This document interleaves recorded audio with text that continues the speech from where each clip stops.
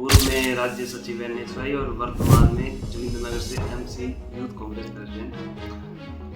मैं आप सभी प्रेस बंधुओं का आज यहाँ पहुँचने पर बहुत बहुत धन्यवाद एवं आभार प्रकट करता हूँ। मेरे साथ मेरे सहयोगी विशाल जी मौजूद हैं।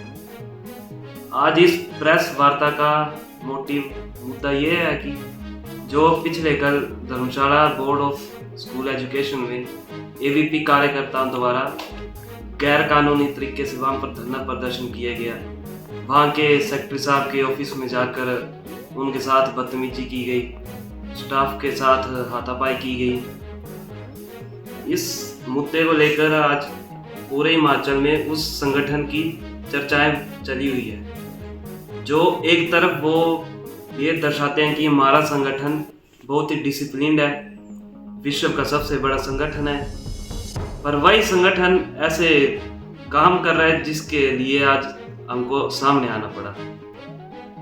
तो कल एक तो बोर्ड ऑफ स्कूल एजुकेशन में आप जाके धरना दे रहे हैं, वो भी बिन बताए, बिना SDM की परमिशन लिए, बिना पुलिस को बताए, बिना बोर्ड में जो भी स्टाफ है उनको किसी को इत्तला किए बिना आप 15 से 20 आदमी लेकर वहाँ पर धरना देने जा रहे हैं।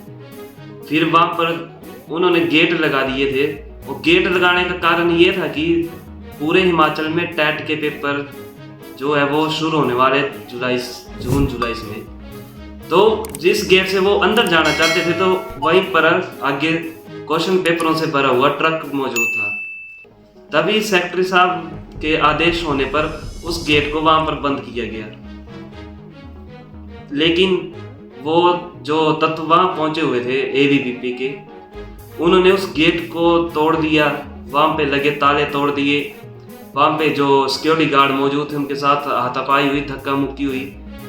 अगर जो उस ट्रक में से किसी एक भी बॉक्स अगर गायब हो जाता क्वेश्चन पेपर्स का, तो उनकी जिम्मेवारी कौन लेता?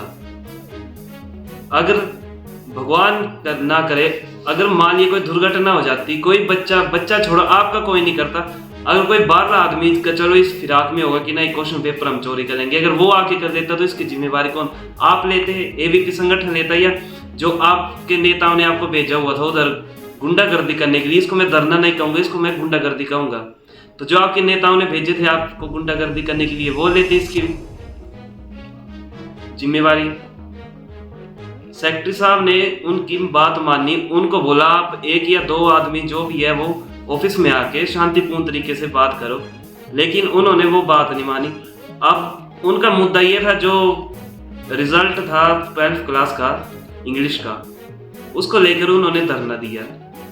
अब वो रिजल्ट था वो 23 तारीख को फिर से इन्होंने ठीक करके वो रिलीज कर दिया था। तो ये धरना दे रहे हैं आके 26-27 तारीख को। तो 5 दिन कहाँ पे सोए रहे। दूसरा इनका मुद्दा ये बता रहे थे ये कि जो फीस वृद्धि हुई है, अब फीस वृद्धि आज नहीं, आज से 3 महीने पहले मार्च में हो गई है। तो मार्च से लेकर आज तक भी वो क्यों नहीं पहुंचे?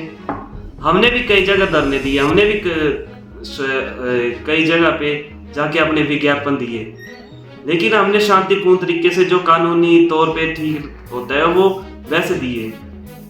आप 2-3 बंदे जाते हैं, पहले इतिला कर लेते हैं उनको कि हम आ रहे हैं, तो उस हिसाब से वहां पर बंदोबस्त किया जाता।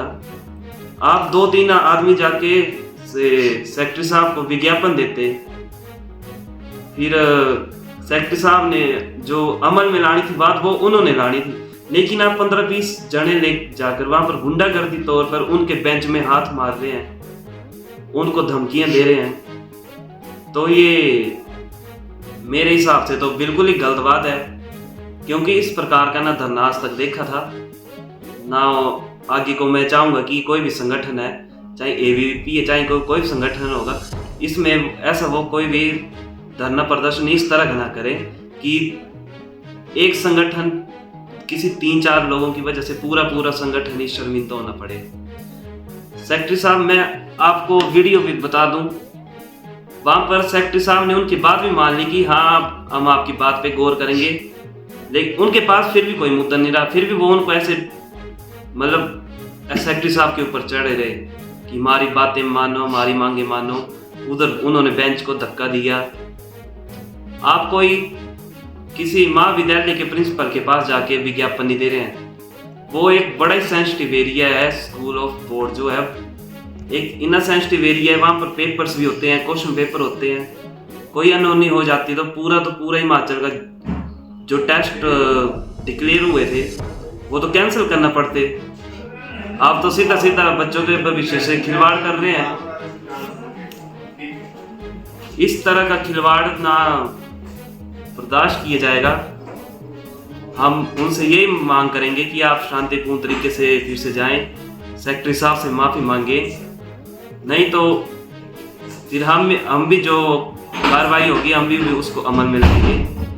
जो NSUI है वो भी आपके खिलाफ धरने प्रदर्शन में उतरेगी। हम तो आगे के लिए यही आप से गुजारिश है कि ऐसा काम कभी अमल में लाए। किसी को आप धरना दे रहे हैं जाके तो कम से कम ढंग के तरीके से दें। ऐसे गुंडागर्दी करके कोई ना कोई नेता बनता है ना कोई राजनेता बनता है।